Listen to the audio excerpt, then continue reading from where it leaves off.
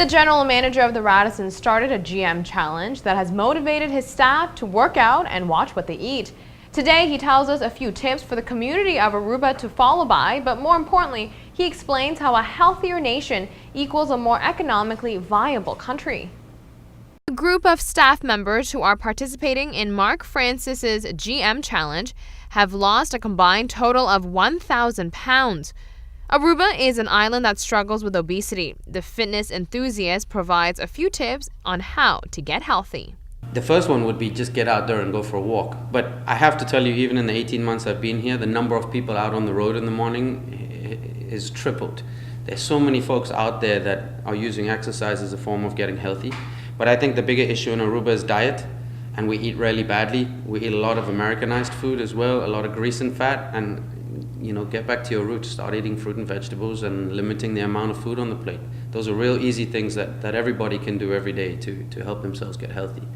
Avoid the fat. Changing your lifestyle and becoming more healthy creates a domino effect. The healthier you are, the happier. More importantly, the healthier a nation is, the better the economy. I come from a health resort in the East Caribbean where this is what we did all day, every day for our guests, and it just seemed arriving in Aruba that nobody was focused on it in any way. It was a case of the hotel is there, it has a gym, so what?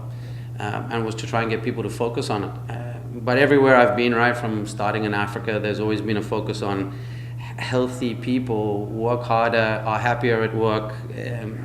They're just nicer people to be around. Unhealthy folks have problems, and they're an economic drain on a business as well. Health issues means time off, it means illness, and these things all just cost the country a lot of money. So healthy employees equals economically more viable. The GM challenge at the Radisson involves employees training for marathons.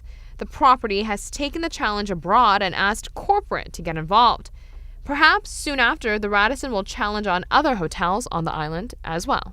We've challenged our American counterparts, and we've said to all the other Radissons in the US to send their best runners down at the end of the year for a big event, which we're hoping to host in Aracoc. So it'll be a long-distance trail run, and we know for sure the chief operating officer for the company is coming down, possibly the chief executive, which is a pretty big deal to get these folks to come down for something as simple as a run.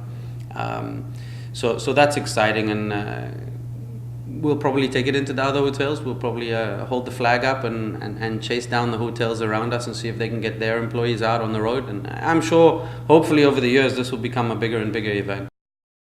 Personally, I think it's a fantastic idea since the tourism sector employs 70% of the island's workforce. It would be great if the GM challenge caught on to more, if not all, the hotels.